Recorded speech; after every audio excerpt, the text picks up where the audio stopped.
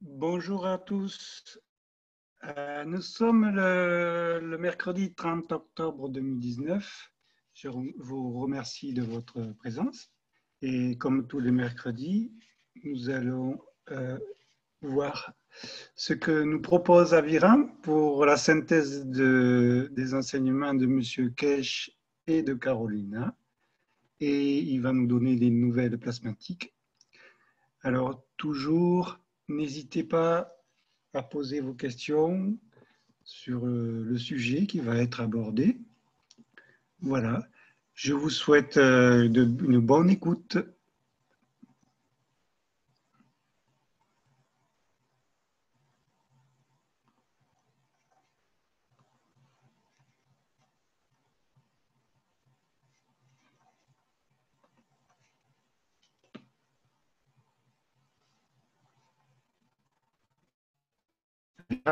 Oui, bonsoir mes amis, je suis presque prêt. Bonsoir. Alors, me voilà prêt. Mercredi 30 octobre, aujourd'hui, bienvenue à tout le monde pour le programme de la semaine passée qui traite sur le avant-dernier Knowledge Seeker Workshop peut-être, le 299e, ainsi que le 92e One Nation, One Planet, One Race for World Peace. On a dans cette émission juste 3 thèmes. Dans l'apéritif, on a des spécifications de M. Kesh sur l'évolution de la paix mondiale à l'aide de la diffusion de la nouvelle technologie. Aussi des autres informations sur l'unité d'amélioration universelle et le plat de résistance aujourd'hui est occupé par Chandra Kakazi, un très bon ami qui a quitté son corps physique la semaine passée ou cette semaine pour se rejoindre à la communauté universelle. Et qu'est-ce que ça veut dire? Et plus d'informations sur ça suivront. Avant de commencer, j'aimerais vous répéter que vous pouvez poser des questions ou m'arrêter quand ça vous tente, aussi pour des commentaires, comme ça, ça va être facile. Sinon, je continue mon programme. Donc, dans l'apéritif, la première partie, c'est maintenant il y a la paix et puis. Et là, M. Kesh, il a élaboré plus sur un thème ou un aspect de la paix qu'il a déjà abordé avant, une sorte de calamité dans laquelle se trouvent surtout les pays très industrialisés comme l'Europe centrale, l'Amérique du Nord, Asie, Russie probablement aussi. La calamité est que s'il y a la paix, toutes les industries qui fabriquent les outils contre la paix, c'est-à-dire des outils d'agression, les armes, ont plus de marché.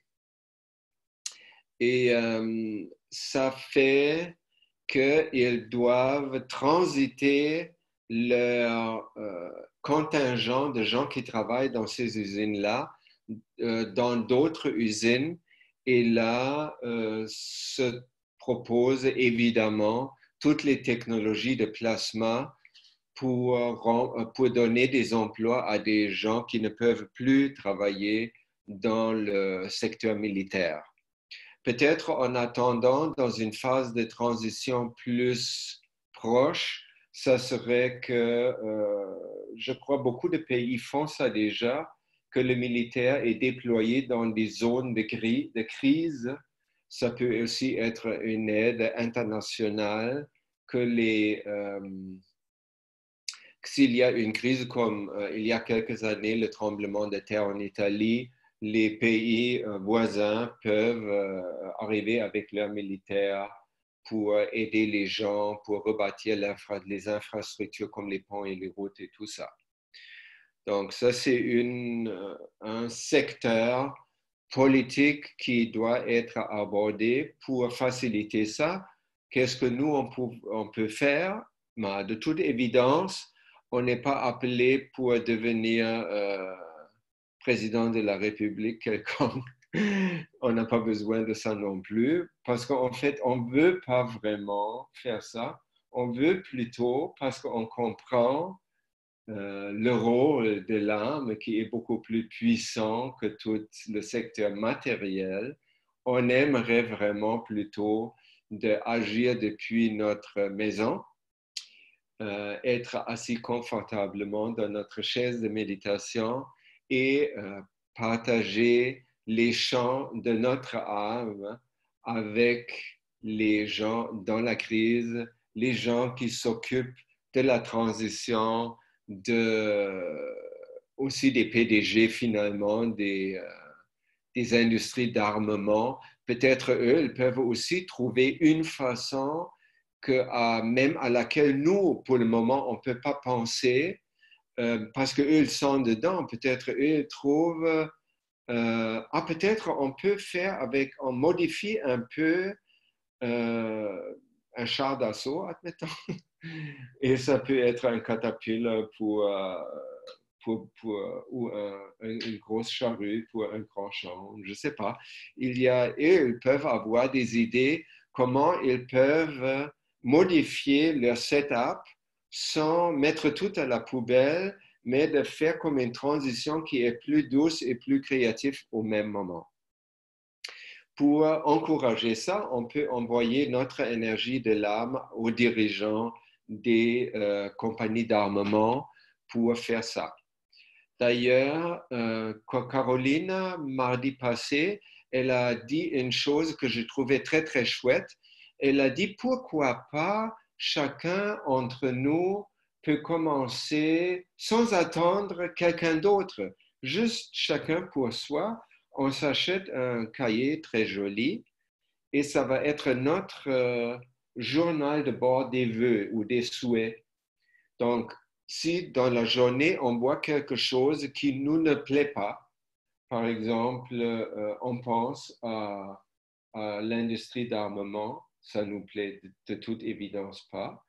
Et là, au lieu de se plaindre, oui, au lieu de ratatiner comment on n'aime pas ça, on pourrait s'asseoir et formuler un vœu qui remplace ou qui donne une sortie douce et illuminée d'une chose qu'on n'aime pas vers un état ou une chose qu'on aime. Ça, j'ai trouvé une très bonne idée. Et elle a dit, chaque jour, tout moment, on pense à quelque chose ou on parle avec sa famille ou ses amis des choses qu'on n'aime pas. On pourrait, au lieu de continuer une discussion basée sur le négatif, on pourrait essayer de reformuler tout le contexte dans un sens positif qui va aussi plus nous amener à la solution. À part de ça, M. Kesh a dit que dans ce contexte, il est important comment notre âme se positionne. Et là, je pense, on n'a rien à faire parce que nos âmes se positionnent de toute façon à la bonne place au bon moment. C'est juste nous, avec notre mental, on peut un peu traîner en arrière ou se trouver dans des espaces qui ne sont pas vraiment proches à notre âme. Alors, son deuxième point était justement de vérifier ou de travailler ou de s'occuper de notre position par rapport à notre âme. C'est-à-dire, on a déjà parlé, vous vous rappelez, dans les dernières récapitulations ou programmes, on a parlé de la vitesse de la pensée comme un indice de la proximité que notre mental a avec notre âme. Si je vous rappelle, quand on est très... Il y a des gens qui sont très dans les médias, ils ratatinent tout ce que la télévision dit et ils ne questionnent pas et ils ne confrontent pas qu'est-ce qu'ils entendent à la télévision ou ils lisent dans les journaux à leur propre pensée. Alors, quand on ne fait pas ça, notre pensée est très slow. On est très loin de notre âme parce qu'on est très proche aux médias ou au gouvernement et tout ça, toute cette soupe-là. Tandis que si on prend un indice comme ça, n'importe quoi qui arrive dans les médias, et on passe ça devant notre propre jugement individuel. Et là, on peut très rapidement trouver, bah, ça ne va pas, ça manque trois pas ou c'est complètement n'importe quoi. Je vois aucune raison dans l'argumentation dans les médias. Et ça, c'est une vitesse qui est beaucoup plus rapide que la vitesse des médias et ça nous rapproche à notre âme. Donc, de cette façon, aussi, ce que je disais avant, quand on prend un sujet dans sa négativité, si on ne veut pas complètement abandonner de regarder des nouvelles, par exemple, et là, on prend une nouvelle qui nous touche et soit on la regarde, c'est quoi la vérité en ça ou est-ce que c'est vraiment compréhensible? Est-ce que ça reste debout devant mon sens critique? Une façon, c'est ça. Et l'autre façon, c'est, OK, je vais prendre ce thème-là et je vais le transformer d'une nouvelle catastrophale dans un vœu qui nous montre le bon chemin. Allô? C'est la femme qui s'occupe de ma maman. Ensuite, il y a des nouvelles de la unité d'amélioration universelle, une mise à jour. Dans le contexte, M. Kesh nous rappelle que cette unité fonctionne comme la matrice de la maman. C'est-à-dire, comme la matrice de la maman, elle fonctionne surtout, la communication et tout fonctionne avant tout et d'abord sur le niveau de l'âme. L'âme ayant sur un niveau complètement non matériel. Et dans ce contexte-là, cette unité qu'on ne veut plus appeler machine, bien que M. Kirsch s'appelle machine, je crois. J'aimerais plus, unité, ça va déjà mieux. J'aimerais plus comme c'est un ami, mais si je dis ami, c'est peut-être trop confusion. Peut-être si vous trouvez un bon mot, vous le dites ou vous me le faites parvenir et je vais l'utiliser si je le comprends dès lors. Donc, cette unité-là, elle peut non seulement guérir nos bobos physiques par l'âme et puis le mental. Ça, on a déjà exploré plus dans l'avant-dernière récapitulation. Mais ça peut aussi nous montrer le chemin de transition entre la forme physique et l'âme. Et ça, de toute évidence, ça devient très, très important pour le voyagement dans l'espace et pour vraiment gérer les catastrophes sur la Terre comme il faut. Vous vous rappelez, si on a une catastrophe, on ne veut pas, admettons, un ouragan se rapproche de la Floride. On ne veut pas le dévier de la Floride vers Cuba. Les Américains peut-être veulent ça, mais c'est pas bon parce que on ne veut pas, on veut respecter la nature parce que la nature, c'est des pensées de Dieu. On veut les respecter, on ne veut pas suivre notre conditionnement. Ah, je sais mieux et je vais intervenir et je vais réparer cette chose-là. Là, on se mêle d'un mécanisme qu'on ne comprend pas au fond et ça donne plus de confusion et plus de catastrophes que si on fait rien. De toute façon, cette unité d'amélioration universelle, elle améliore universellement, c'est-à-dire elle améliore aussi les catastrophes dans le sens, admettons, nous vivons en Floride, l'ouragan s'annonce pour demain matin à 6 heures et si on a une machine comme ça, on peut apprendre comment suspendre notre forme physique à partir de demain 6 heures jusqu'à il a passé le lendemain midi, admettons. Et après, on regarde d'abord comment c'est et on arrête la suspension de notre corps, donc on redevient charnel, os et chair. Et on peut aussi faire comme Tom Selleck a fait, créer des oasis, comme Ursula fait, comme nous faisons, comme Joël, et beaucoup de gens le font déjà, créer des oasis sur la planète qui ont un taux de vibratoire, si on peut dire ça, tellement haut que l'ouragan ne le voit pas, donc il ne peut pas interagir avec, donc il passe. Si on veut à travers, comme une image. Et d'ailleurs, je juste pense que si de plus en plus de gens font ça, ça a un effet comme vous vous rappelez que Carolina, elle disait, surtout dans le temps de l'été, de préparer un mélange de plasma liquide pour verser dans les courants d'eau naturels ou dans les fontaines ou dans whatever eau. Parce qu'elle dit, ça répand la paix, surtout parce qu'il n'y a qu'une eau. Si vous connaissez le chercheur japonais Masaru Emoto, il a photographié les cristaux formés de l'eau et il a fait vraiment un superbe travail sur la mémoire de l'eau.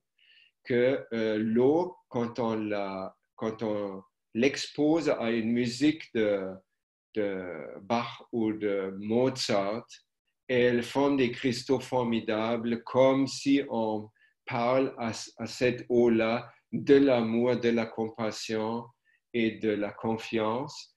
Par contre, si on l'expose à heavy metal, ou on l'ignore, ou on dit « I hate you », à ce moment-là, il n'y a pas de cristaux, c'est-à-dire des formes régulières qui se forment, mais la structure de la glace, elle est comme un genre ça a l'air comme une boue, des trucs,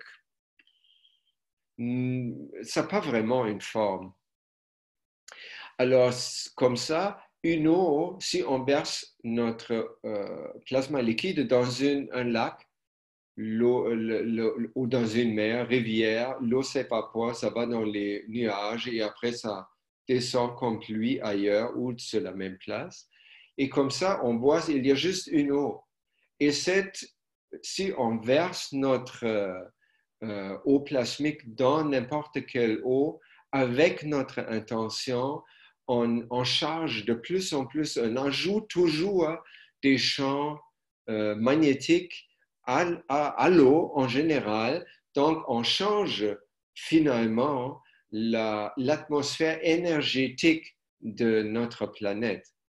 Aussi, si on s'assoit le matin après le yoga, on fait une méditation et on dit, je donne de mon âme à ma terre-mère autant qu'elle a besoin, sans aucune condition, afin qu'elle puisse trouver sa propre façon, son propre chemin vers la paix. Wow. Et quand beaucoup entre nous, ou de plus en plus entre nous, on fait une oasis, on fait ça aussi. C'est comme des centres d'énergie qui pulsent et ils ont toujours, comme les magraphes d'ailleurs aussi, ils ont interrelié, les réacteurs aussi. Tous les outils de plasma agissent parce qu'ils agissent surtout sur un niveau de l'âme au-delà de la matière. Ça veut dire que ils ont interrelié de toute façon. Jalal a parlé de ça mardi passé. Je vais vous en parler la semaine prochaine plus. Et voilà, ça fait que nous, et quand je dis oasis, j'aime bien de vous dire aussi, vous n'avez pas besoin d'une grande maison avec un énorme terrain. Non, non, non, non. Si vous avez ça, tant mieux. Hein? Mais si vous avez juste un appart à Paris ou dans une ville, un appartement, vous avez même peut-être pas un balcon, vous avez quand même des plantes à l'intérieur. Hein? Vous pouvez avoir des plantes à l'intérieur, peut-être un chat ou un oiseau ou whatever, la vie, quoi. Et là, vous inoculez tout votre appartement avec l'eau plasmique et vous prenez soin des plantes. Et sur Internet, vous trouvez beaucoup, beaucoup de technologies. Google, sur Google, vous googlez comment pousser des légumes à l'intérieur. Il y a plein de façons différentes qui fonctionnent très bien. Beaucoup entre eux, j'ai essayé moi-même, même avant l'ère du plasma, mais avec le plasma, encore mieux. Voilà, ça sur le portail, donc l'unité d'amélioration universelle, c'est en fait un portail. Vous vous rappelez quand M. Kesh parlait des disques, des magraphes en forme de disque? Autour de ces enseignements, je crois que c'était 270 quelques, il a commencé à parler des portails. C'était des portails de communication entre la communauté universelle et nous. Donc, voilà un petit bidule qui peut faire la même chose. Et là, on se demande, mais comment on peut mieux comprendre pour faire la transition entre la forme physique et l'âme? Et là, pas de surprise, la réponse de M. Kesh est évidemment, c'est pas comme on dit, un mot magique ou un réacteur tout spécial ou un magraphe tourné de droite à gauche ou quelque chose de spécial, matériel, pas du tout. C'est une question éthique. Il a dit, si je peux le paraphraser, nous avons pour le moment, dans notre passé et encore aujourd'hui beaucoup, nous regardons les bobos et les malaises et les maladies que nous avons et on aimerait guérir ça. Mais on ne fait pas un pas plus pour regarder si j'ai cette maladie-là et je peux comprendre par la science du plasma, je comprends que c'est mon âme qui me donne cette maladie parce qu'elle veut me montrer quelque chose. Elle veut me montrer que mon comportement lui fait mal à ce point-là qu'il, ou elle, l'âme, elle, qu'elle entre guillemets, est obligé de nous donner une malaise ou une maladie pour nous montrer qu'est-ce que nous faisons.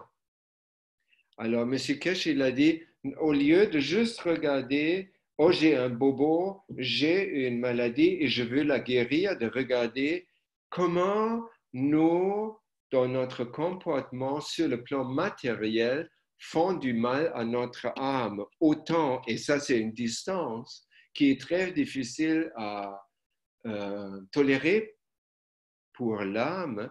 Donc, elle veut surtout que nous revenons chez elle, comme le papa rappelle ou il veut que le fils prodigue revienne. Il comprend très bien, il est très ennuyé, et il veut vivre à Las Vegas et il fait son trip. Mais après, il va revenir et pour le papa, c'est bon, c'est merveilleux, il est revenu. Parce que pour le papa, il n'est jamais parti. Et en fait, nous ne pouvons pas nous séparer de notre âme. On peut juste faire semblant. On peut créer une illusion dans en fait, c'est comme une hypnose. On peut se auto-hypnotiser qu'on est séparé de notre âme avec toute la souffrance qui va avec et les maladies. Donc, si on fait, on développe ou on cultive, si on veut, une compassion envers notre propre âme, ça serait un bon chemin pour comprendre le lien ou pour retrouver le lien entre la forme physique et notre âme. Et en fait, chaque distancement, ça ne prend pas une maladie. C'est déjà beaucoup avant ça. Chaque moment où nous vivons sans joie de vivre, c'est un moment où notre âme n'est pas contente.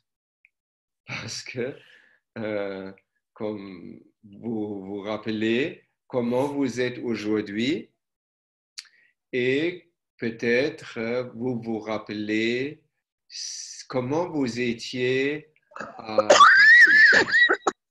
Oups là, un microphone est ouvert.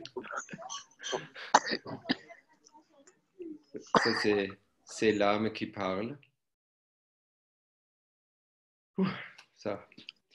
Alors,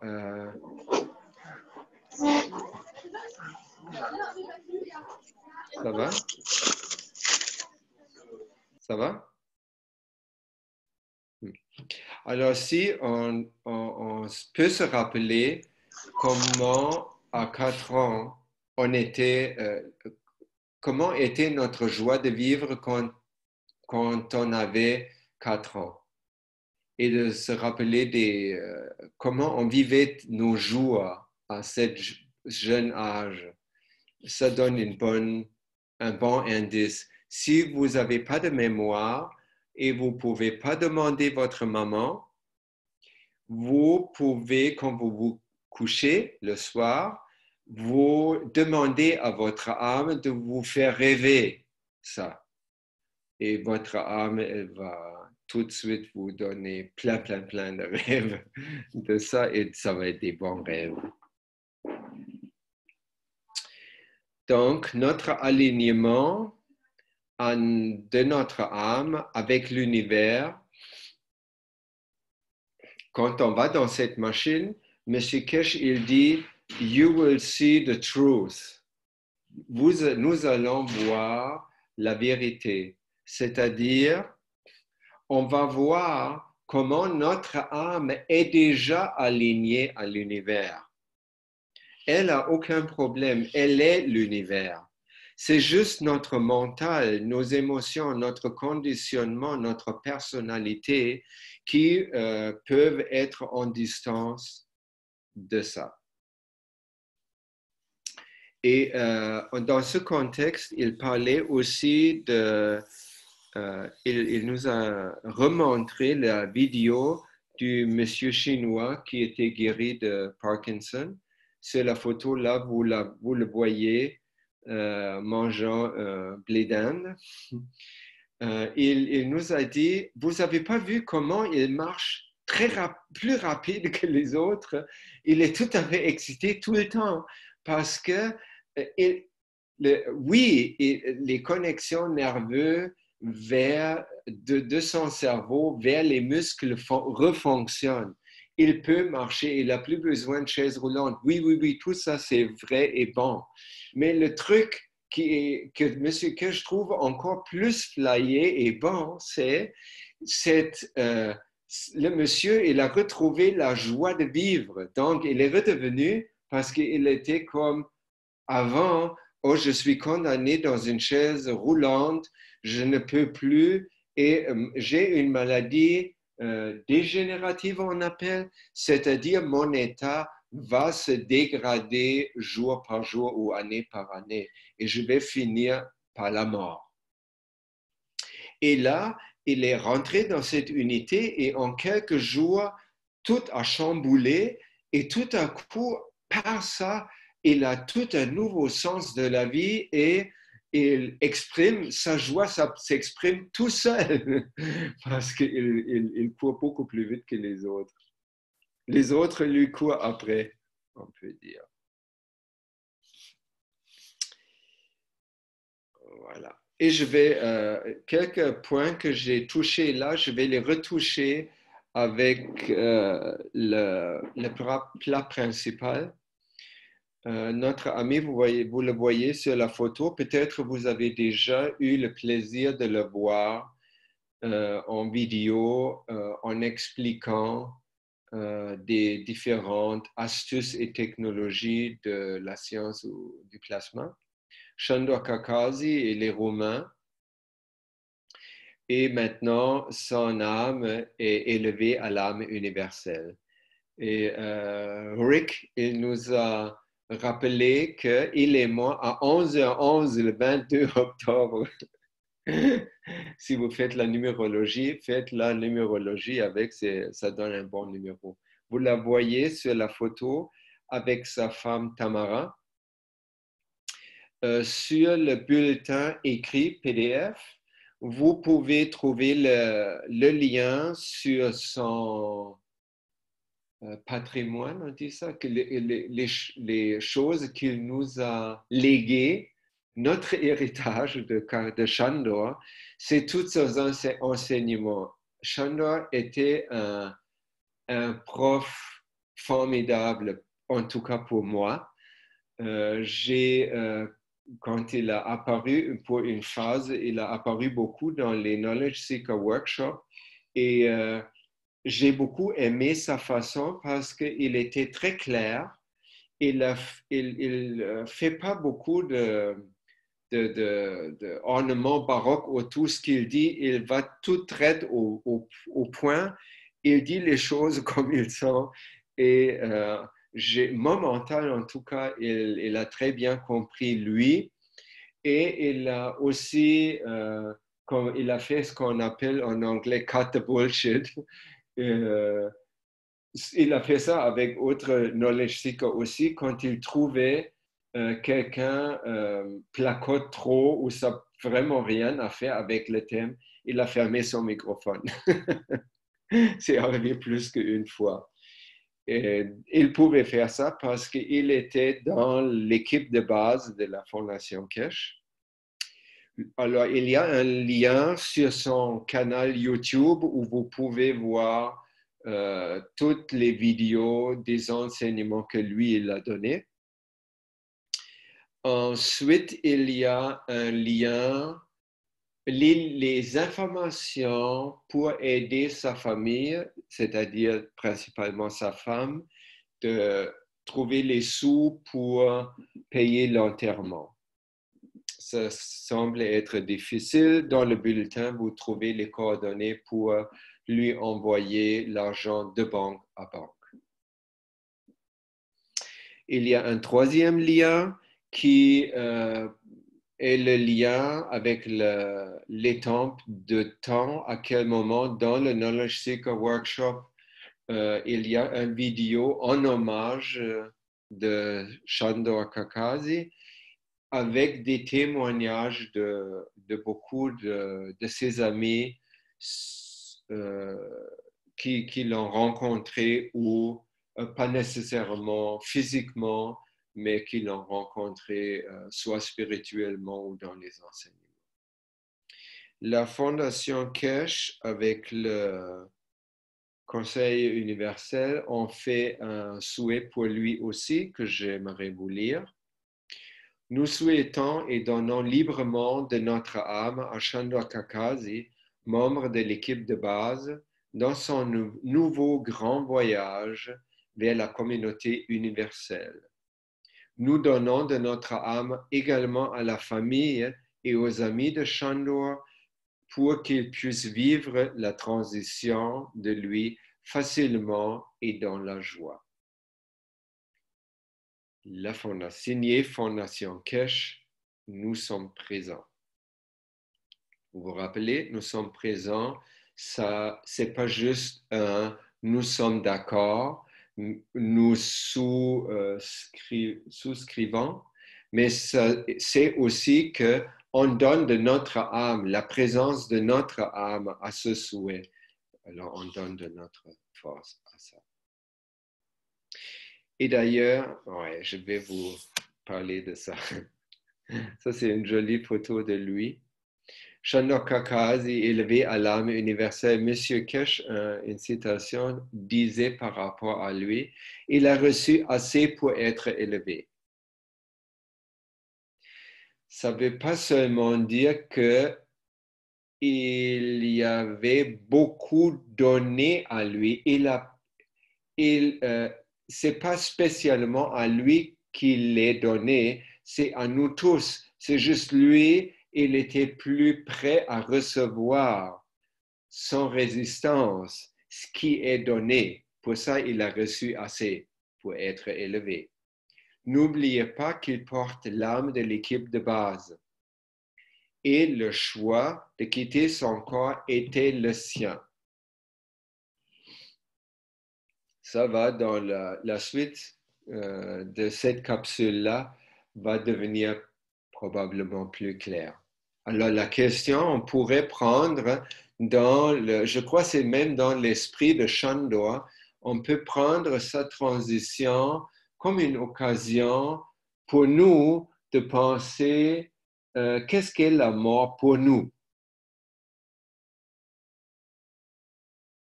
On a vécu la mort.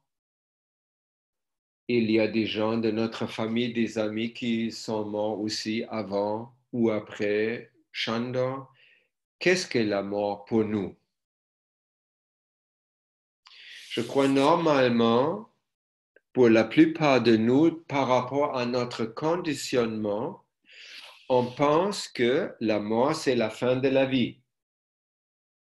Ça veut déjà dire, ça, comme sous-jacent, nous sommes le corps. Donc, la mort est la fin de notre vie, parce que notre vie, c'est la vie corporelle. Et si on est croyant d'une ou autre façon, on peut ajouter qu'on a un genre d'espoir qu'après cette mort physique, il y a une autre vie. On appelle ça une vie après la vie. Mais là, on n'est pas sûr parce que c'est dit par la religion, on n'a pas pu vérifier ça, ou peut-être on a vérifié ça déjà maintes fois, mais on a comme oublié. Et là, j'ai trouvé deux philosophes qui ont dit des choses que je trouve vraiment remarquables. Le premier, c'est Platon. Pour lui, la mort, c'est la séparation de l'âme et du corps. Wow! Enfin, délivré de sa prison charnelle, c'est la cage d'oiseau. L'âme immortelle peut librement rejoindre le ciel des idées, c'est le monde du plasma. L'éternité, la domaine, mais il dit la domaine des philosophes, mais ce que je dirais, la domaine de l'âme du Créateur ou le Conseil universel. Hein? C'est formidable. Platon, il a déjà dit ça. Et moi, quand je trouve une chose, ça me réjouit, vous ne pouvez pas imaginer, parce que c'est comme une confirmation. C'est pas juste mon idée où on peut croire, pas croire, mais le Platon, il a quand même travaillé sur la relation entre la matière et les idées ou le placement toute sa vie. Et cette phrase-là, c'est le résultat. Donc, c'est pas une chanson pop, c'est le résultat d'une vie de travail. Hein? Et je trouve ça formidable. Moi, je n'ai pas reformulé, j'ai pris ça tel quel de Wikipédia et ça, il utilise presque les mêmes mots qu'on utilise aujourd'hui dans la science du plasma. C'est pas formidable ça? L'autre s'appelle Épicure, Épicure en français. La mort n'est rien. La mort n'est rien. Ça veut dire la mort n'existe pas. Parce que tant que nous existons, la mort n'est pas. Et quand la mort est là, nous ne sommes plus. C'est-à-dire des deux bords. Si on n'est pas dans l'au-delà, mais ici maintenant, la mort n'existe pas. Si on est de l'autre côté, la mort n'existe pas. Donc, comment la mort peut exister? Wow, j'aime ça. Alors là, pour nous rapprocher un peu, remplacer cette chose d'avant comme notre conditionnement qui croit, peut-être notre inconscient croit toujours la mort est la fin de la vie et peut-être il y a une vie après la vie. J'espère qu'il y a une vie après la vie. Et ça nous fait toujours triste quand quelqu'un meurt parce que c'est pas jojo, hein? C'est la fin et puis je sais pas. Après, je sais pas. Si on pense ça, on ne peut pas se réjouir, même pas pour Chandler. Et même pas pour nous. On peut juste avoir peur de mourir, nous, notre mort. Mais là, on fait un pas après l'autre pas. Donc, on va regarder, on va employer notre sens critique et qu'est-ce que nous avons appris dans la science du plasma. On se rappelle, nous, chaque individuel de nous est fait de 3 composants. Le premier composant, c'est l'âme, le soleil. Le deuxième, c'est le mental, notre personnalité, nos émotions. Vous voyez, tout un corps qui change d'émotion. Et ça, c'est aussi le filtre qui atténue la force trop forte de l'âme pour fabriquer le corps. Donc, et là, on peut dire que, comme beaucoup de maîtres zen ou d'illuminés ont comparé le corps avec un vêtement. C'est-à-dire, on porte un corps pour X années, ça s'use, évidemment. Et à un moment donné, c'est trop usé et on l'enlève, le manteau, et on le laisse décomposer parce qu'il n'y a personne d'autre qui... ce manteau magané, il est trop capot. Donc, on le laisse et on prend un autre. Les gens qui croient dans la réincarnation, ils pensent ça.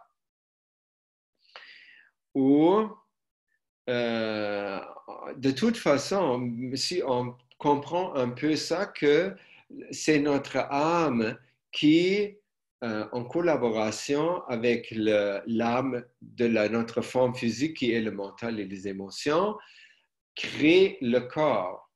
C'est-à-dire, si je dis, alors tous les 3, je peux dire c'est moi. Moi, le corps, moi, le mental, la personnalité et moi, l'âme.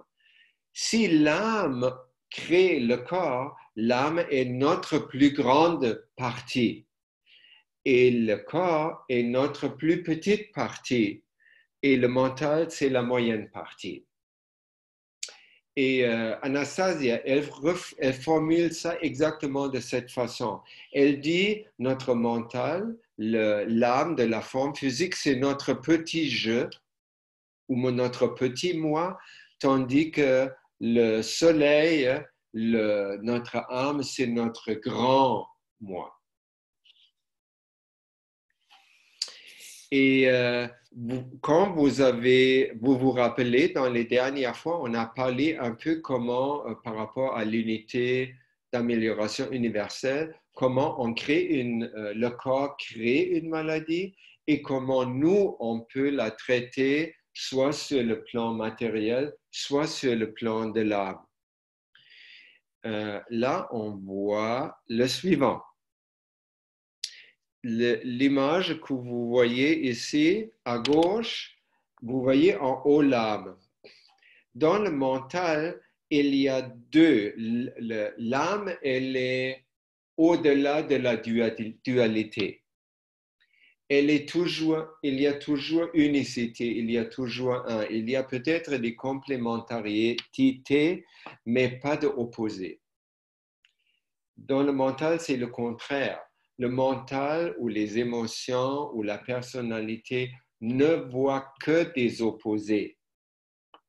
Donc, il y a le petit gars de 4 ans, lui, il est plus, je n'ai pas trouvé vraiment 4 ans, mais son geste symbolise assez pour moi la joie de vivre. Et le monsieur businessman ou président de la République à droite, il n'a pas beaucoup de joie de vivre. Donc, le petit gars à gauche, il est très rapproché au soleil. Le soleil content parce que le soleil peut irradier à travers le petit gars dans le monde et peut s'impliquer physiquement dans ce monde 3D. Avec le businessman, c'est très difficile parce qu'il est très loin, parce qu'il n'interagit pas assez, parce qu'il n'a pas de joie, parce qu'il n'est pas proche du soleil. Et là, se crée une ligne noire entre les deux. C'est comme un schisme entre l'âme et notre personnalité, notre mental et le corps. Et ce schisme-là va toujours se montrer sur le niveau du corps, soit quand c'est au début avec des émotions négatives, de peur, d'anxiété, de colère, d'ennui, de toutes sortes de choses comme ça négatives, tandis qu'un état rapproché à l'âme, c'est la joie, c'est l'amour, c'est tout ça.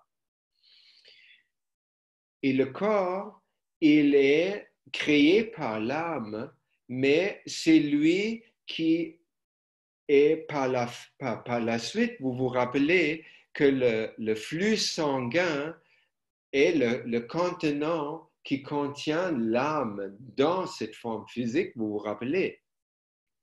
Donc, de cette façon, le corps, en contrepartie, il tient tout notre système, les trois parties ensemble.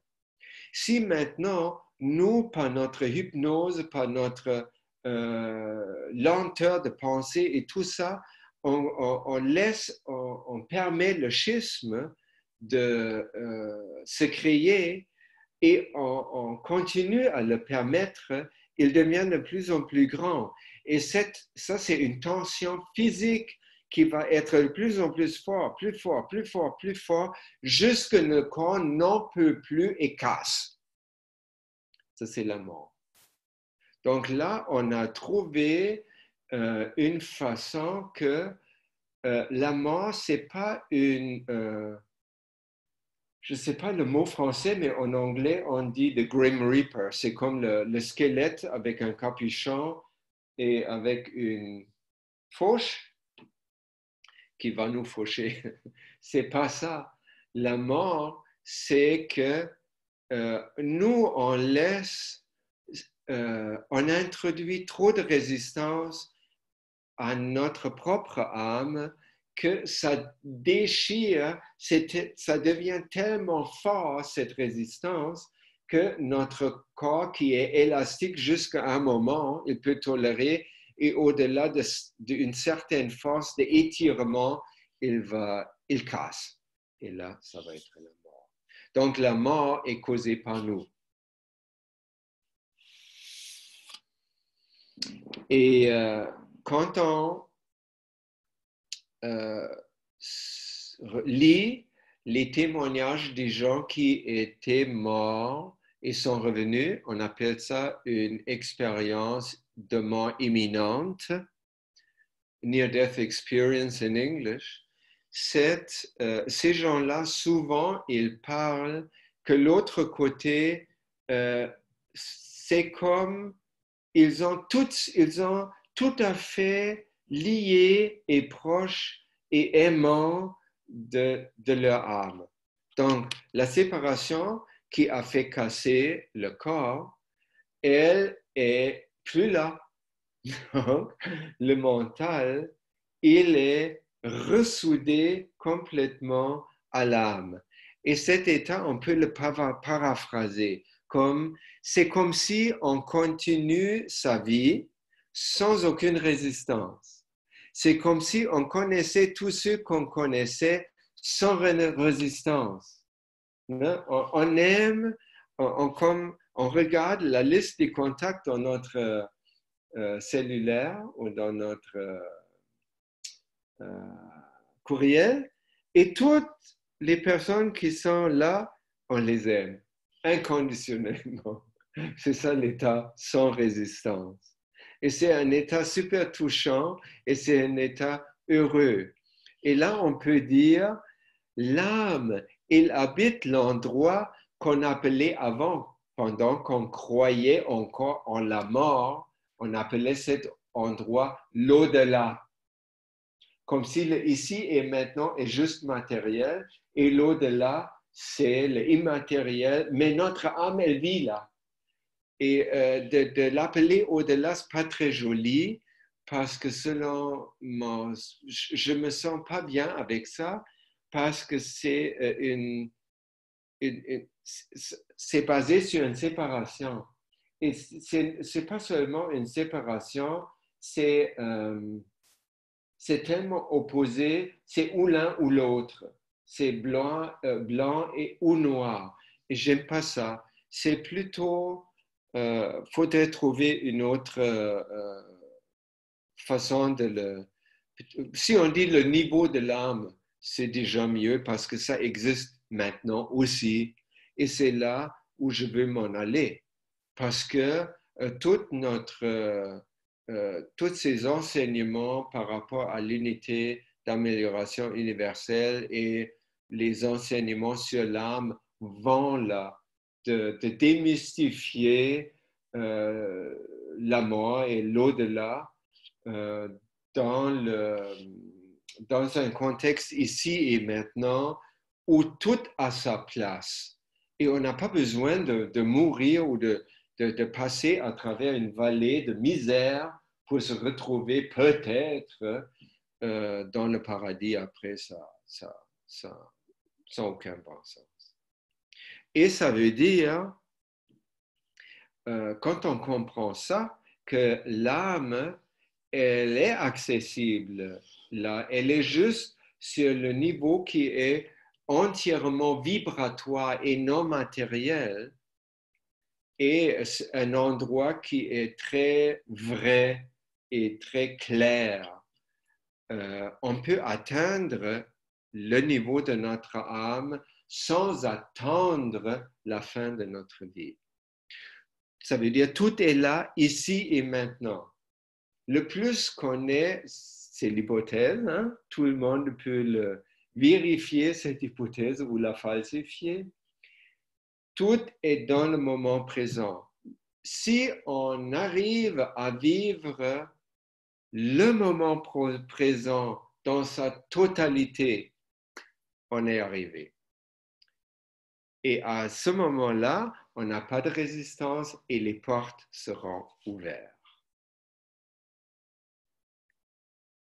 et j'ai trouvé cette photo, c'est un monsieur, je connais pas le contexte, mais je trouve il est habillé comme un peu un businessman, mais il est en dehors de sa voiture, il pleure un peu, il met sa main sur son chakra de pouvoir et sur son cœur. Et il est très, très touché. Et ça me fait fondre. Dans la partie finale de cette capsule, j'aimerais vous parler d'un livre. Vous trouvez le lien, comment l'acheter ou où le trouver dans la version imprimée PDF. C'est une femme qui vit à Singapour. Elle est d'origine indienne. Elle s'appelle Anita Moorjani. Elle a écrit un livre en anglais, Dying to be Me. Ça, c'est wow comme titre. En français, Mourir pour vivre. Et pour moi, elle fait partie d'un genre de mon panthéon personnel, si je peux dire ça. Dans ce panthéon, il se trouve Osho, il se trouve Monsieur Kesh, il se trouve Carolina et tous vous autres, quand vous dites quelque chose qui accroche dans mon âme, Bert Spalding, Vladimir Maigret et d'autres et d'autres et d'autres, et aussi elle, Anita Moorjani. Elle a écrit un livre parce qu'elle a fait une expérience de mort imminente. Elle avait beaucoup de cancer, elle a passé de l'autre côté et elle est revenue. Et elle n'est pas revenue, comme beaucoup disent, parce qu'ils sentaient un devoir pour aider quelqu'un dans la matière. Pour elle, ce n'était pas ça. Pour elle, c'était je suis revenu parce que j'ai trouvé l'état dans lequel elle était dans l'autre côté, c'était sans aucune résistance. Et elle a comme retrouvé beaucoup de goût de vivre, la joie de vivre lui a amené de revenir et de continuer. Je vais vous juste lire quelques citations de son livre que je vous conseille fortement parce que quand elle écrit la première partie, j'ai même pas lu, c'est la partie où elle décrit sa maladie, toute sa misère, périple, blabla. On peut facilement, on veut pas imaginer ça. Mais la deuxième partie, elle rentre dans l'hôpital en urgence parce que un organe après l'autre défaille. Et elle est dans le coma. Et là, elle décrit comment elle est de l'autre côté. Et si ça vous arrive comme à moi, vous allez avoir comme un... Elle écrit ça tellement bien. Vous allez, je l'ai lu en français d'ailleurs, c'est comme le parfum qui entoure l'âme. Vous sentez comment c'est, et ça nous aide beaucoup, je crois. Donc, le premier qui m'a sauté dans mon esprit, c'était soudain, j'ai été secoué de réaliser que Dieu n'est pas un être, mais un état, et là, le plus beau, et que j'étais maintenant dans cet état. Wow! Ça, c'est la plus magnifique définition que j'ai jamais lue. Qu'est-ce que c'est Dieu? Parce que ça enlève ce truc de, oui, on parle plus de monsieur qui est assis sur un nuage, mais avec une barbe. Mais on a comme toujours cette idée comme sous-jacente, comme si c'est une autre personne, une autre entité, un autre être.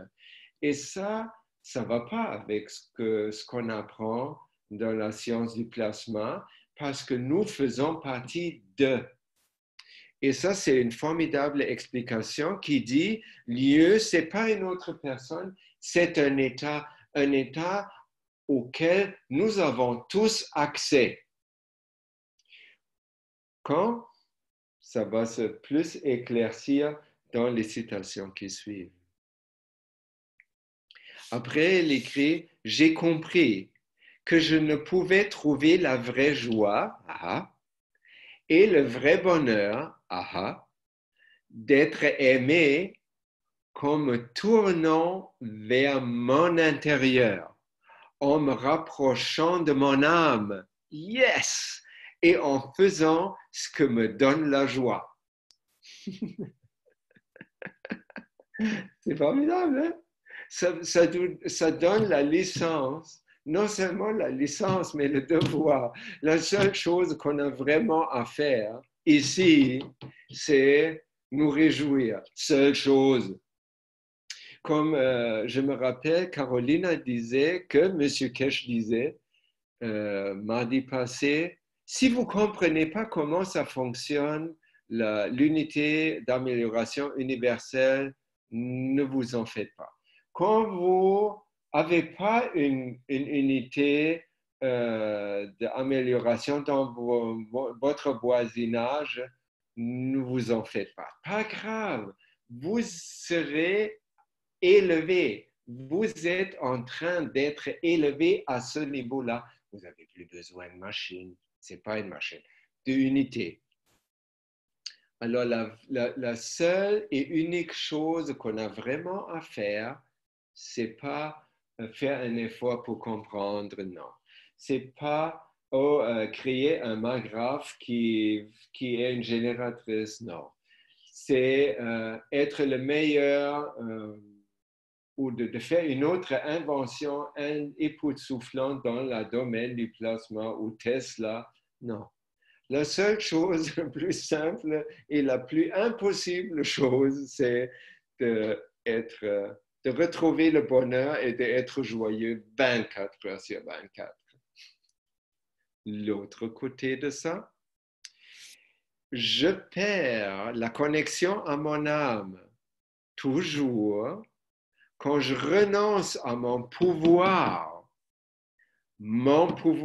peu importe, pas spécifié, juste mon pouvoir, en faveur des sources extérieures, comme télévision, journaux, mes pères qui se plaignent, mes croyances culturelles, c'est mes conditionnements et sociaux, et ainsi de suite. Les voies extérieures, ça peut être aussi les demandes gouvernementales, les élections, bla, bla, bla, bla, bla. Mais ça peut aussi être les voix de mes profs, les voix de mes parents que j'ai internalisées. Et eux, ils n'ont aucune autre façon, ils n'ont aucune autre sens ou fonction, c'est ça, que de casser notre joie. Et nous n'avons aucun autre devoir que de remarquer ça. Oh, ça, cette pensée-là, ce n'est pas la mienne. Elle veut m'éloigner de mon âme, elle veut me casser la joie. Je veux ça, mais non, je ne veux pas ça. Donc, délibérément, je ne l'écoute plus, je détourne mon attention vers choses que j'aime.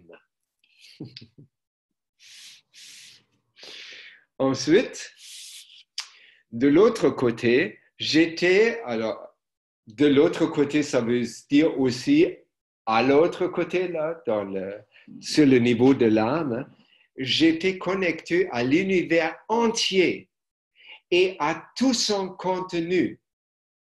M. Kesh dit ça des fois aussi, que nous, parce que nous faisons partie du Créateur ou de l'âme du Créateur, soi-disant, tout l'univers se trouve à l'intérieur de nous.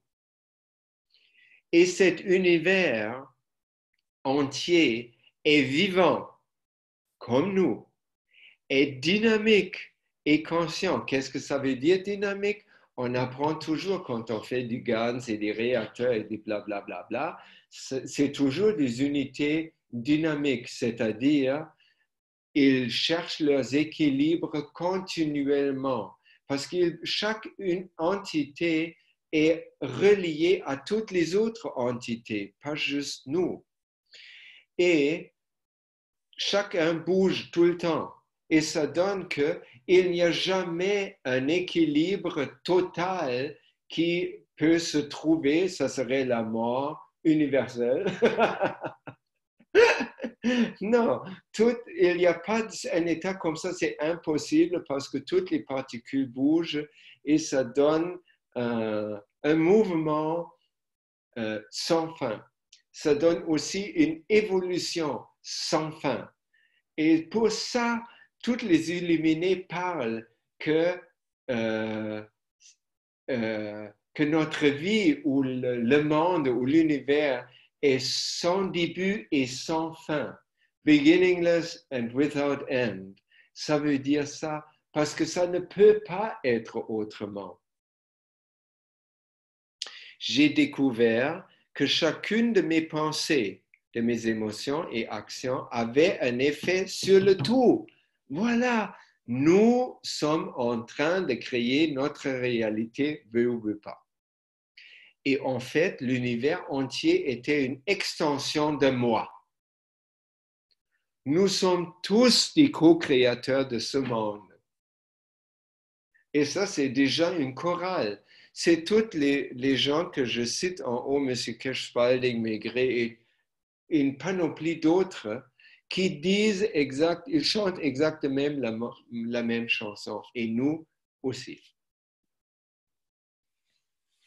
J'ai le sentiment que nous choisissons de nous incarner dans un corps matériel. Pourquoi? Pour exprimer l'amour, la passion et toute la gamme des autres émotions humaines qui ne nous sont pas accessibles dans un état de conscience pure et de l'unicité. Ça, c'est hyper important. Parce que beaucoup de religions mal comprises font une espèce de renoncement de plaisir. Ils renoncent la plupart du temps au sexe, ils renoncent à la bonne bouffe, ils renoncent à des belles maisons, des belles voitures, des belles vacances, des belles femmes, des belles hommes, toutes les belles choses, quoi, pour mériter l'au-delà. Et ça, c'est complètement cinglé si on le voit devant notre œil intérieur, parce que pourquoi on s'incarne ici? Parce qu'on veut expérimenter ce monde 3D, on veut peaufiner nos souhaits, on veut participer à l'évolution de tout l'univers par le peaufinissement de nos souhaits. Et ça se fait par l'expression émotionnelle. Hein? Et ça c'est important. Ça, pour ça, M. Kejdi, les Africains, les Vietnamiens, les Chinois, tout ça, ils sont plus proches de leur âme parce qu'ils vivent plus facilement les émotions que les Européens et les Américains et les Canadiens aussi. Hein? Alors là, on veut exprimer l'amour et la passion et toute la gamme des émotions humaines. Parce qu'on sait qu'une fois on a quitté le corps et on est dans l'au-delà, on ne peut pas. C'est pas ces autres émotions. C'est peut-être des émotions très pures, très absolues et quelque chose. C'est peut-être, on se sent quand tout va bien, peut-être très bien, mais hein, si vous vous rappelez des émotions que vous avez, même les émotions de tristesse ou même les émotions de colère, quand c'est vraiment la colère, c'est exaltant, c'est formidable.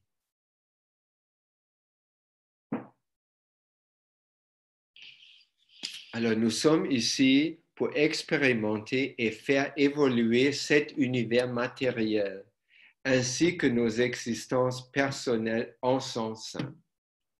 Donc, il n'y a pas de séparation. Il n'y a pas d'opposé. J'ai une âme et j'ai un corps. On est une âme qui se réjouit de ce corps pour expérimenter ce monde. Pourquoi d'autres en seraient venus? Encore deux? Oh mon Dieu! Si seulement j'avais su que nous sommes venus ici seulement pour nous sentir bien dans notre peau et d'aimer la vie. Seulement! Juste nous exprimer et avoir du plaisir de le faire parce qu'elle, avant sa expérience de mort imminente, elle avait peur jusque par-dessus les deux oreilles, elle ne pouvait plus dormir, elle avait peur même de la peur. Et elle avait un très grand écart entre elle, ce qu'elle appelait à l'époque moi, et son âme, dont elle ignorait l'existence.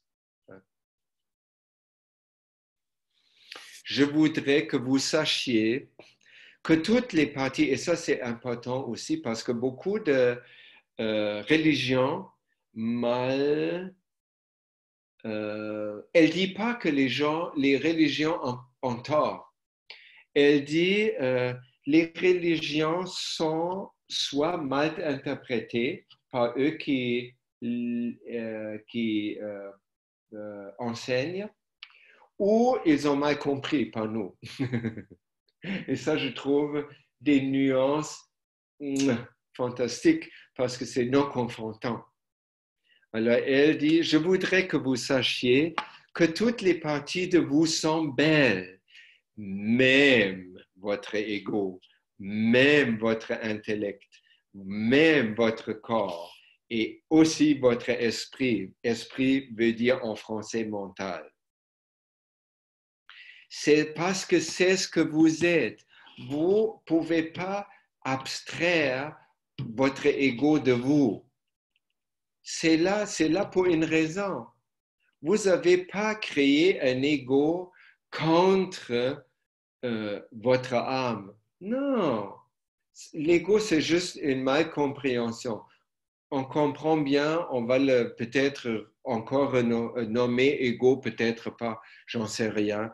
Mais on a la permission, on est mieux, on se fait un raccourci si on accepte toutes les parties de nous, même ceux qui ne sont pas roses ou bleus. Parce que chaque aspect de nous est parfait. Et de cette manière, il n'y a rien à libérer, il n'y a rien à pardonner, il n'y a rien à devenir. Parce qu'on est déjà tout ce qu'on devrait être.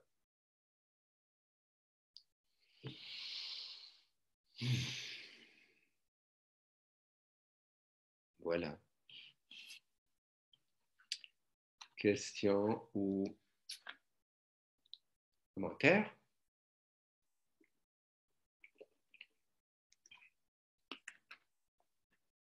Tout cela, ça me parle beaucoup parce qu'en fait, moi j'ai eu une expérience de mort imminente et je peux la partager en fait. C'est que au début de mon existence, j'avais du mal à m'incarner sur Terre. Et en fait, ce qui m'est arrivé, c'est que 3 fois, je suis passé à côté de la mort. Voilà. Et comme j'avais la peau dure, je suis toujours là. Enfin, et il y a une fois où je me suis fait exploser au gaz, en fait. J'avais plus d'odorat parce que j'avais perdu l'odorat avec de la poussière parce que j'étais ébéniste et on ne se protégeait pas. J'étais asthmatique et j'ai allumé une vieille gazinière de ma grand-mère et puis elle a explosé et elle a reculé et elle m'a plaqué de l'autre côté de la cuisine et je suis tombé par terre. Et là, ben en fait, je suis passé de l'autre côté.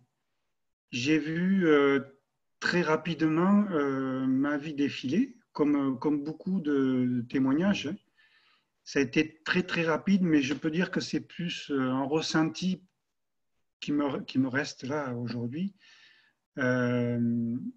que des images. Hein. Et puis j'ai vu en fait ma vie défiler, mais aussi je commençais à avoir une décision.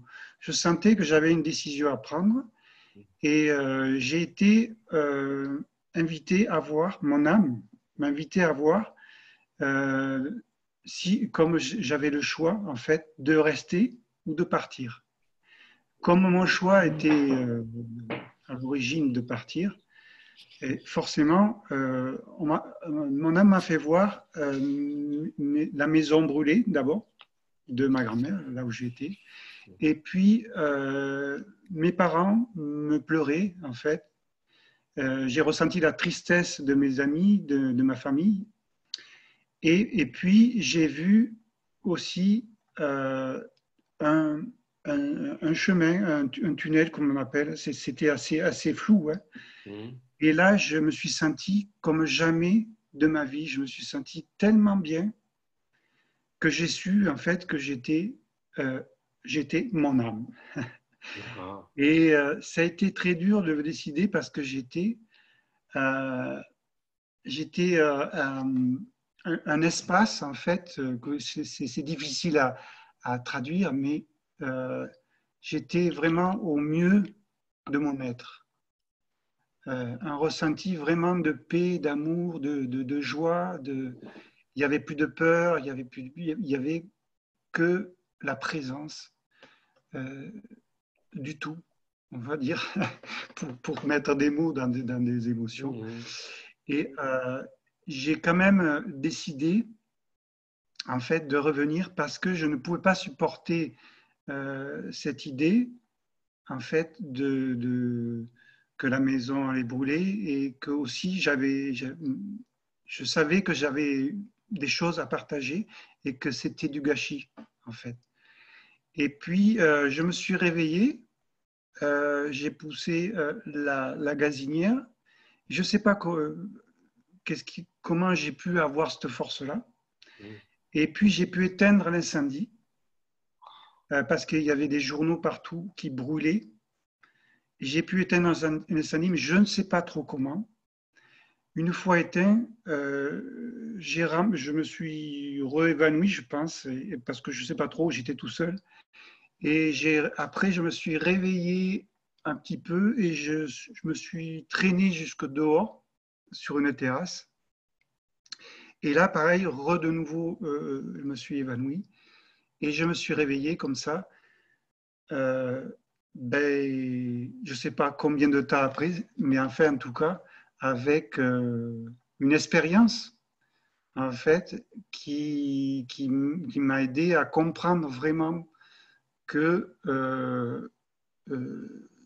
on pouvait créer vraiment sa mort si on ne voulait pas vivre, en fait, mais on pouvait aussi créer sa vie, être partie prenante de sa vie et puis créer son avenir. Voilà. Et ça m'a redonné la joie de pouvoir continuer et de pouvoir partager qui je suis avec mes qualités et mes faiblesses. Voilà. Et les autres fois, bon, mais après, j'ai le cœur qui s'est arrêté 3 fois dans une péritonite, en fait, qui s'est mal passée pendant l'opération. Et une autre fois, c'était avec un poêle à bois qui s'est bouché pendant mon sommeil, en fait. Et ce qui s'est passé là aussi, c'était assez incroyable, c'est-à-dire que le poêle s'est bouché. Je me chauffais dans une chambre et c'était du charbon que j'avais acheté. Et en fait, le tuyau s'est bouché et pendant la nuit j'ai été réveillé, secoué. J'ai senti une main sur mon épaule qui me secouait vraiment beaucoup. J'ai eu peur parce que c'était vraiment un contact physique. Et quand j'ai voulu me lever, allumer la lumière, d'abord, je ne savais plus où j'étais. Et j'étais déjà intoxiqué. Quand j'ai voulu me lever, j'avais plus de force du tout. Donc, je suis tombé du lit. Et j'ai réussi là aussi à aller péniblement à la fenêtre, où j'ai failli tomber de l'autre côté, parce que j'avais plus de force pour me tenir. Et, et là aussi, je sais que j'ai été aidé. Et que nous sommes tous aidés. Voilà. Et voilà. Wow.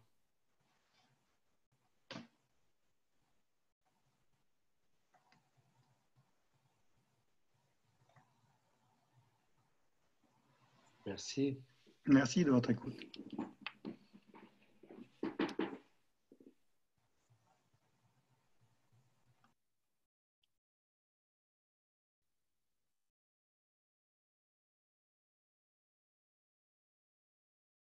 Quelqu'un d'autre?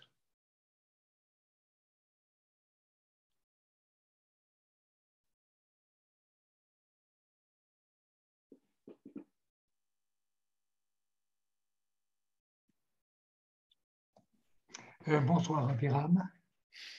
Merci. Moi, je voulais intervenir à propos de la dernière conférence de M. Kesh sur quelques points qui méritent peut-être d'être divulgués. Alors, il a parlé des prisonniers, qu'avec cette unité, il risque de fermer les prisons, une très bonne nouvelle. Puisqu'en fait, de guérir les prisonniers, parce que pour lui, les prisonniers, ce sont des malades, en fait. Il a reparlé encore des chefs d'État, de l'influence sur les chefs d'État. Il a dit aussi qu'il allait s'installer en Iran et que l'Iran va être un centre pour les soins avec l'unité. Et enfin, le dernier point qui m'a paru aussi intéressant, c'est qu'à partir de la conférence numéro 300, je crois que c'est celle de demain, il va changer de sujet, complètement de sujet. Il va quitter le côté relatif à la physicalité, je pense, pour se consacrer à l'âme. Voilà les points que je voulais apporter. Merci. Oui, si je me souviens bien, la dernière fois, j'ai parlé des prisonniers, aussi des soldats, parce que cette unité, elle peut traiter la partie des prisonniers qui sont vraiment malades dans le point qu'ils représentent un danger pour une communauté, et les soldats qui sont dans la guerre. Et dans les deux cas, on peut employer l'unité d'amélioration pour améliorer la situation, dans le sens que l'âme des prisonniers peut être rapprochée de son âme physique, qui fait que il peut, si on veut guérir, c'est ça ce que j'ai compris, guérir une faille ou un trou dans son émotivité qui le rend agressif. Et une fois cette carence est comblée, il n'a plus besoin d'être agressif. En fait, je ne sais pas si vous avez lu, il y avait une vidéo dans un bulletin. À la fin, il y a dans nos bulletins toujours une vidéo. C'était un Pakistanais qui travaillait dans un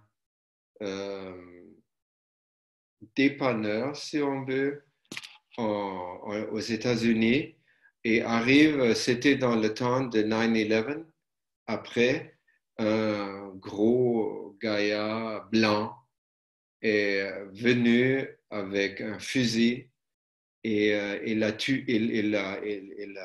tiré dessus. Donc l'autre était normalement mort, il a tué quelques d'autres de la même façon. Mais il n'est pas mort. Il a survécu et après, il avait aussi une élévation de son âme. Donc, il ne voulait pas il est allé dans la prison pour rencontrer celui qui lui a tiré dessus, qui voulait le tuer. Ils sont devenus des frères.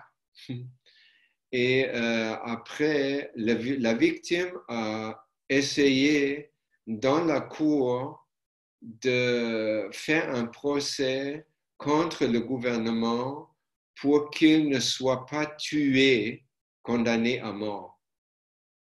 Il n'a pas réussi, mais le blanc, il y a de la photo du blanc après, et il y a des citations de lui, il était très changé, il était plus du tout violent, il appelait mon frère, il a été beaucoup reconnaissant et touché par ça, et il vient d'une, si on veut, maladie est venue parce que sa famille était déjà complètement dysfonctionnelle au point que sa mère lui disait quand il avait, je ne sais pas, 10 ans, tu sais, la seule raison pourquoi je ne pouvais pas avorter parce que je n'avais pas les $50 pour. Wow, hein? Si on dit ça à un enfant et un enfant grandit dans une situation comme ça, et c'est évident qu'il ne peut pas développer une émotionnalité saine et harmonisée, mais avant de finir sa vie sur Terre, il avait cette chance avec le Pakistanais qui a changé ça. Je trouvais ça très, très touchant. Vous pouvez le trouver sur le site, la vidéo, et le regarder. C'est un TED Talk.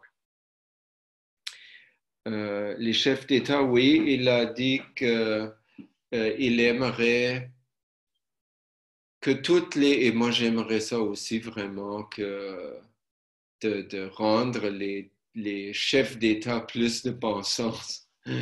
Quand on les oblige de passer un certificat avant d'avoir passé assez de séances dans une unité d'amélioration universelle avant de donner le serment pour être inauguré comme chef d'État.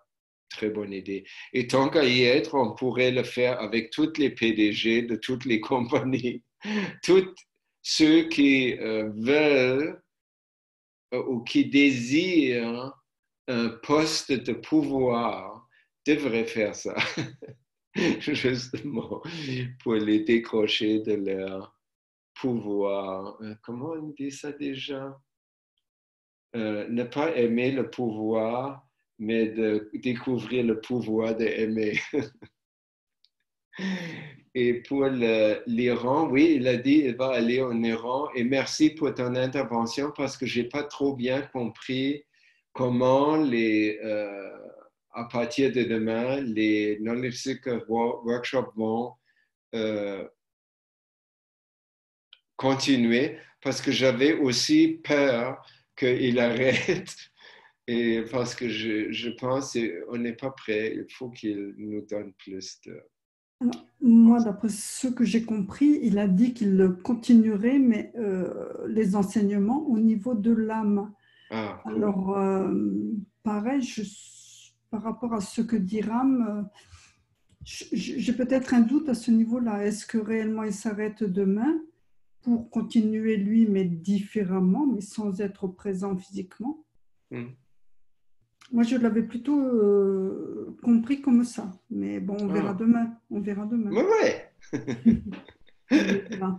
Déjà excité pour demain. Ouais.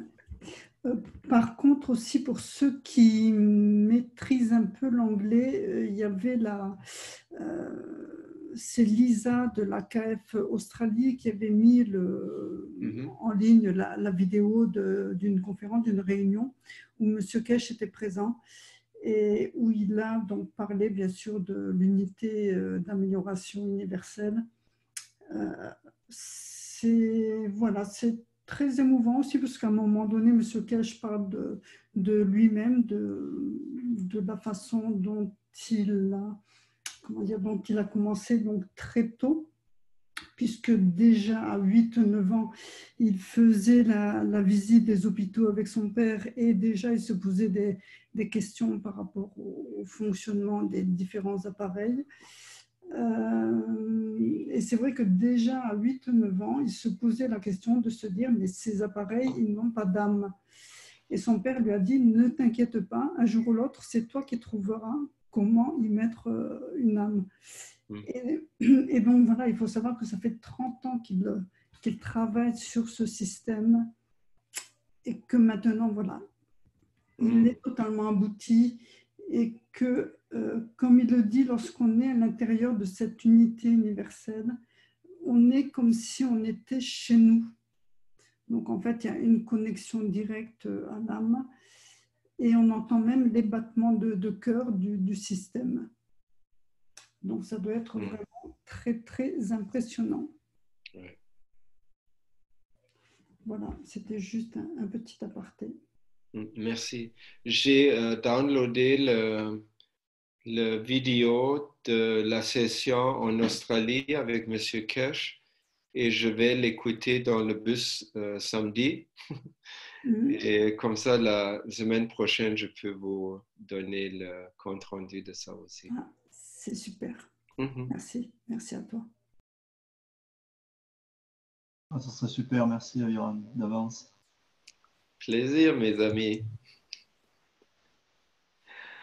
Alors, merci. Spasiba. Thank you. Dankeschön. Shukran. Merci. Merci à toi. Merci. Bonne soirée. Bonne soirée. Bonne soirée à tous. Merci, bonne soirée.